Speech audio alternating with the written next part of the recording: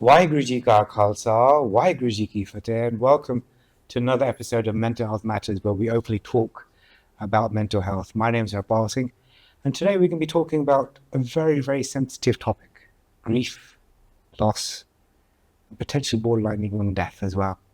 We've got two very experts coming back to our show today to give us their expert opinions on the matter. We've got Harjan Khan, a community counsellor in the mental health field, senior mental health practitioner for children, working in NHS in North Wales and in England, passionate about working with people and cultures and backgrounds and helping them overcoming boundaries. So a big welcome to Harjan. Thank you. Thank you for coming back to our show and for the experience. And also we've worked from Journey from Compassion, Baljeet Singh Ji, Waheguru Ji Ka Khalsa, Waheguru Ji Ki Fateh. Thank you for coming. For the viewers at home, I must stress this is a quite difficult topic we were discussing, so please take care of yourself before we go. So just an understanding there. So, Harjan, coming over back to you and welcome back to Thank you for having me. We're talking about grief and loss and potentially touching it to death. Mm-hmm. For those from a clinical or a NHS perspective, what is grief? Grief is our response to losing something that we love. So it's our body's way of coping with a change, a loss, a disruption. So whether that loss is losing a family member as in death, whether it's a change in scenario that makes us feel lost for something that we loved, like a job that we love, or as we get older, we might have a sense of loss and grief around losing our youth. Changes in identity as we go through life cycles. The older we get, the more the different things that we do in our lives can cause us to have a transition to something else. And what we lose can be considered a type of grief loss. And so you mentioned loss there as well. And this is our topic we're going to be talking about. What is loss? Loss can mean many different things for many different people. There's a understanding that loss might mean losing somebody close to you through death, but that's not actually the case. It could be, like we mentioned before, losing your identity, losing your health, losing your youth, losing your job. When you do go through different scenario situations in your life, that loss can be caused by any of those factors: money, health, wealth, family. And we were talking before the show, and a lot of people talk about loss when there was a survey done about people having a loss when they're getting divorced or a separation. What's your thoughts on that kind of loss? It's a very common type of loss when you go through divorce. If you spend 20, 30 years with one person, you form an identity with them, you form a life with them, you form joint relationships with people outside of your immediate household. So when there's a fracture in that relationship, you don't just lose the other person, you lose your life to the way it was before. So divorce is a really common loss that people might experience a little bit older. So when we talk about loss, and we've got our viewers at home who are, say, the younger generation, the older generation, how do one see loss? How do they work with loss? Working with loss, if you're in a counselling setting, therapeutic setting, is first acknowledging what the change, the impact is on you. So losing, I often do work with children who have transitioned from primary to secondary education, for example. So that's quite a common loss, to lose your friendships from before. Loss of, there's heightened expectation as you get a little bit older. So when you move from primary to secondary education, types of loss you might feel is your friendships, also the innocence and lack of responsibility, the playfulness. So when you're forming a sense of identity, who am I with these new set of responsibilities? Who am I with these new people in this new setting?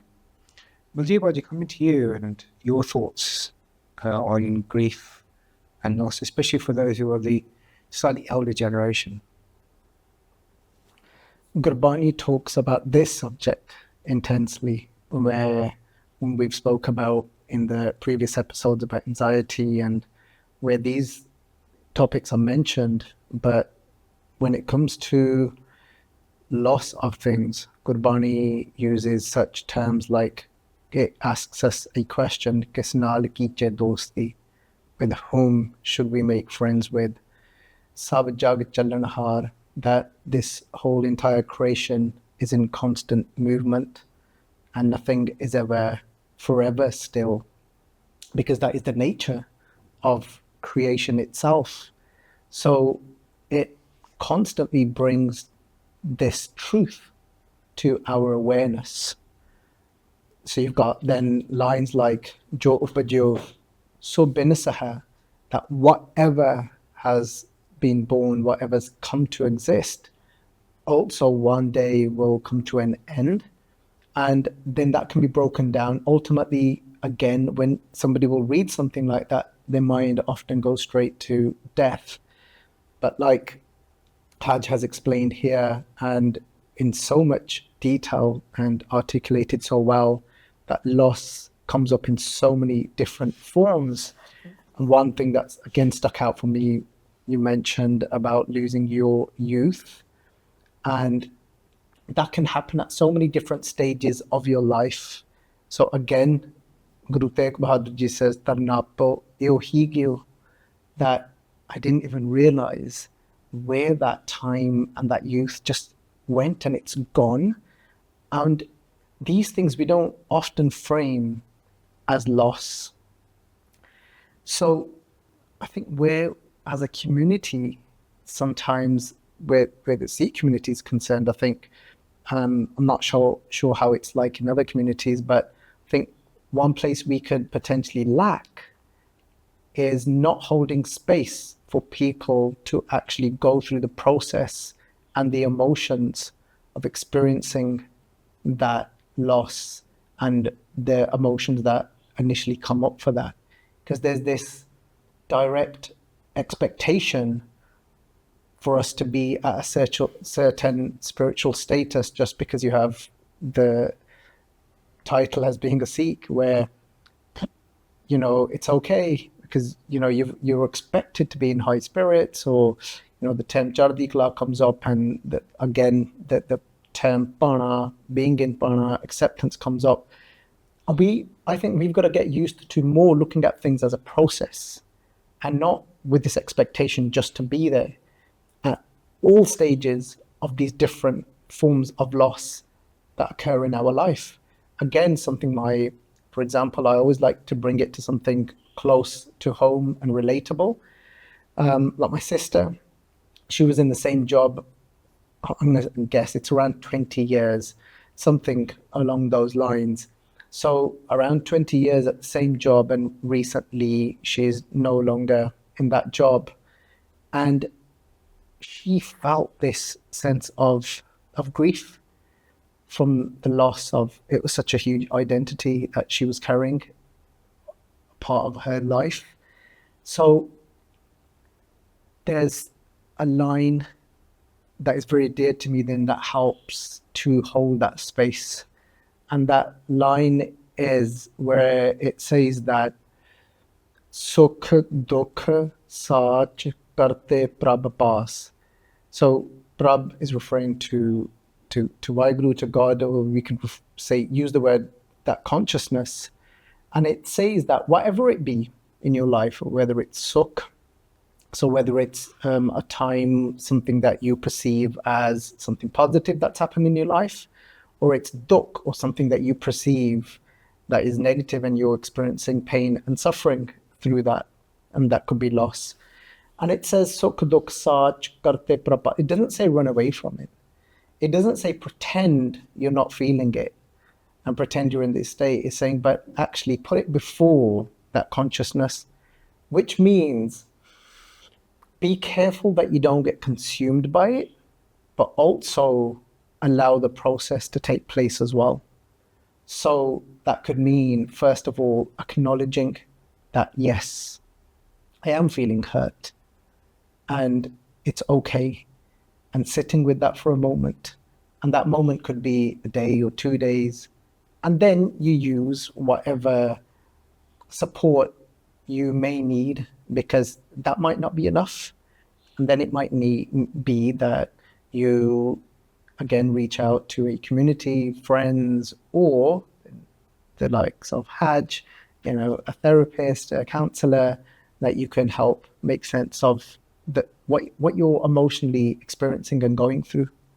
So, Yeah, it's quite wisdom words here about the balance, especially when we take loss to be formally for death, but losing a job, losing our identity. Hajj, coming to you, I just wanted to check, what do you think of what Baji just said there? Spoken so well. I think you covered pretty much the important aspects, which is it's not just avoidance, it's about being there with the process and sitting with it and acknowledging how you feel, because part of our community might be that if we don't speak about it, you don't get the outlet to be able to deal with that grief and loss. You hold it in, and it might come out in not so helpful ways later. If you hold in grief, if you hold in loss, or any kind of pain in general, I know it's a difficult subject to have to speak about, but there's some people that have prolonged distress and might self-harm, might really not be able to cope with outside pain, so they give them with the inside pain, so might give themselves outside pain. So creating space for conversations around how you genuinely feel, how it's impacting on you, how it might look in future, that's really, really key to be able to overcome it. Anything that's stagnant, that's held in, is not healthy. Why is it not healthy? Because a lot of people in our community harbor it and hold it with it. I can talk from experience of when things are going quite tough, and losing a job being one of them. We suppress those feelings. By suppressing those feelings, they have to come out eventually. And if you don't deal with them in an appropriate way, they'll come out in a really unhealthy way. So if you're in denial about the grief and loss that you're experiencing, it might make you hyper-focused in work. It might make you focus all your energy on something that isn't beneficial to your growth, to your processing of that grief and loss. It might make you angry. Why is this happening to me? It's not fair. So it might make you lash out. If you don't deal with it, it might make you lash out and be more aggressive or hurtful towards people that you love, people that you care about. It might really impact on your relationships if it changes your character, because you cannot tolerate that. When you mention lash out and relationships are close, in your experience, what kind of relationships have been affected by this? With people that I work with the systemic approach, so I work with children systemically, so looking at not just them and their experience, but how it affects the systems around them, and equally with the adults, how it affects the adults and the systems around them. So we're looking at family, we're looking at friends, we're looking at work. So the way it affects a young person is, my dad has been through a lot in his life. He's not dealing with stress. He takes it out on us children. We don't want to be home. We don't want to be around that person. If they can't sit with it, it affects us. It makes us feel sad. Our parent is not our parent anymore. If it's an adult and they have a spouse that can't cope with loss, and they're putting their energy onto the household, the kids, friendships, but the loss directly affects their relationship. They can't communicate with their partner, for example. So it can really have a relational effect and a systemic impact on people close to you, people that care for you, people that want to see you and acknowledge what's happened to you, understand what's happened, and then move past it in a healthy way. So what support is out there for people both from a Gurbani perspective and a professional perspective? So let's start with maybe how you, what if someone's going through grief or loss or even death? Yeah. What can we do? I know, well, you mentioned stages of loss as well. So can you just... So there are several things that you can do to cope with grief and loss. Firstly, it is to sit with the emotion, whether it's on your own with friendships or with a therapist. Sitting with your emotions to make sense of the new identity that you've got after that grief and loss. How does it affect me? How do I cope with it? It's really important. Part of the grief model that psychologists will talk about, there's certain key emotions or feelings that you have to, this process that you go through to cope with it, whether it be denial, whether it be acceptance, whether it be bargaining, like, oh, please God, if you give me this person back, I will do this. There's stages that you have to go through. Not everybody goes through it as extremely as another person, but if you go through the stages of grief, then you process it a lot easier. It's interesting when we were talking about bargaining, the first thing that came to my mind was अरदास। रब जी मैनू मेरे माँ प्यो ने सदा कर दी या ठीक कर दी and मैं XYZ. I also want to talk to you about Ardas as well as part of the grieving process and the loss. How important is Ardas in this?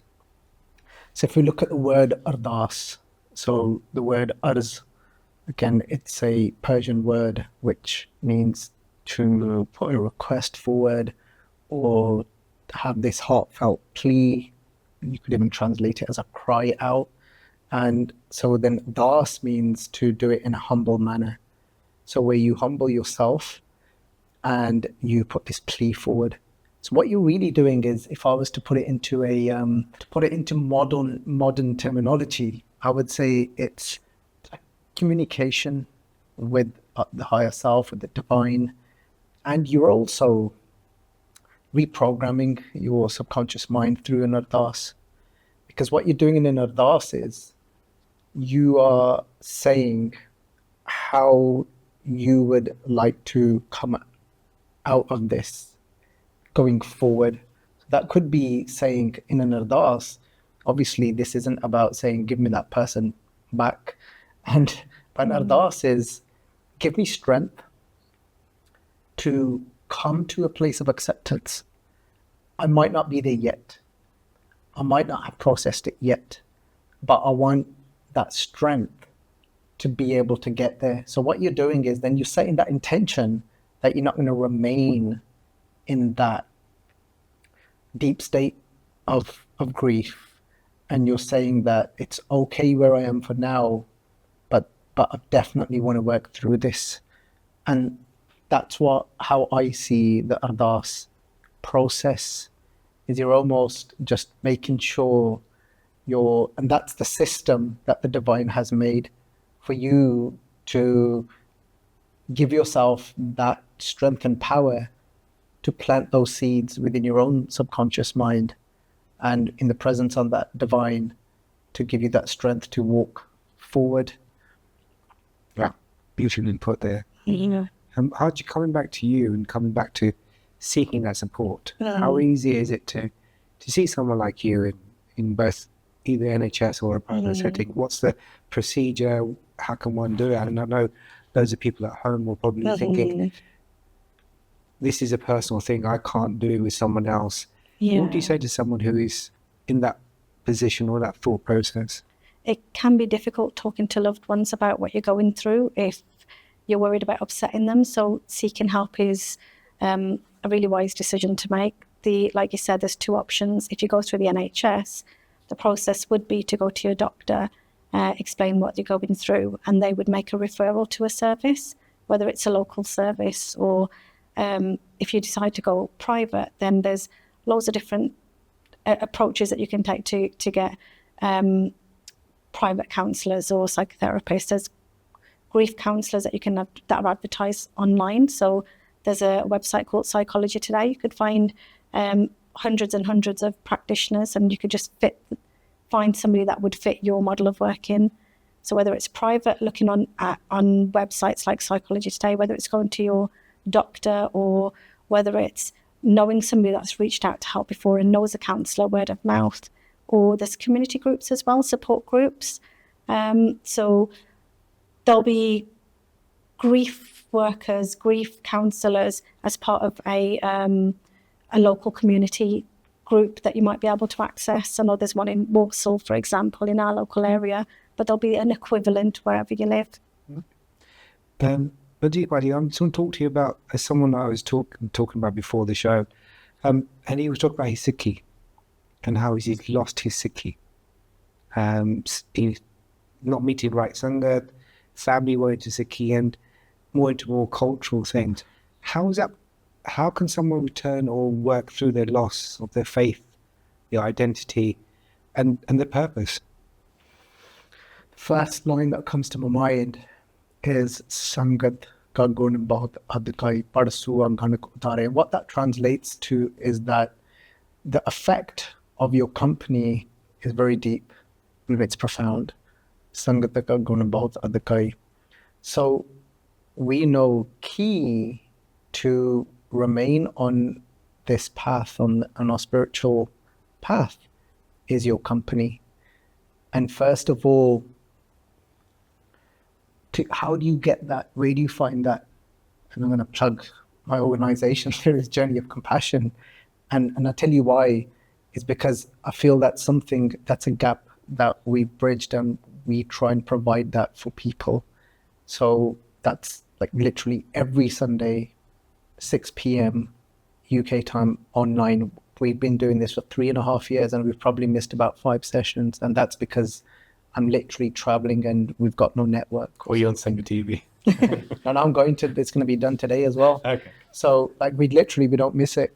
And that way, and it's global Sangat that join, and we contemplate the Guru's wisdom, and we make it very relatable. So, and we set that up during COVID, when people felt lost and they couldn't go to their gurdwaras. So, but it's something that just continued because it's a one platform that people can come onto globally. And it's very important to be amongst those people that are vibrating on a similar frequency and are longing and yearning for similar things. So Sangat is absolute key in rebuilding that loss of Sikhi. And then just coming back to just to bring back as well, if we were to talk about generally dealing with loss, because you asked Haj about what can they access services. One service I feel that's very important to access is our daily practice. Because our daily practice is training. So for example, I can't rock up to the gym today and expect to bench press a certain amount of weight if I've not practiced for it. Mm-hmm. I'm going to struggle. And life is the same way. We've got to mentally build certain muscles, spiritually build ourselves. So our everyday practice, when we sit down and remind ourselves that, well, the truth is, when we say the word Ek Onkar, there is only one truth, and that is the formless. Everything else, the sound current where this creation has come from, has got a beginning and an end. Only that one that we all come from doesn't have a beginning or an end. So it's training our mind slowly as well. I'm not saying that, still people will be impacted at different levels, but I still think it will have a huge effect if we just sat down every day and say, okay, Pehla Maran Kabul. Well, the first acceptance is that death, or the end of whatever it may be, will come one day, and you start programming yourself for that. So I do these things for myself. Even my parents, I sometimes take a moment to practice that. One day I'm going to get that call. One day I'm going to have to be doing the funeral if I'm still around. And so you're already training yourself towards that acceptance. And I'm not saying that during that period you're not going to be affected, but at least there was some form of training done. And that's what Nityanem is. That's what a daily practice is. You're training your mind for this inevitability and in the flow of life. It's well put there, and kind of sends a shiver down my spine as well, just realizing how things are. We could be talking for ages on this topic here. I'll say a big thank you to Harj. Thank you, Baji. It's just been an interesting talk, and I'm going to say a big thank you to you. And I know talking about loss, grief, can be quite touchy. If any of these topics today have affected you, please seek that support. Help yourself, help each other. Until the next episode, Waheguru Ji Ka Khalsa, Waheguru Ji Ki Fateh.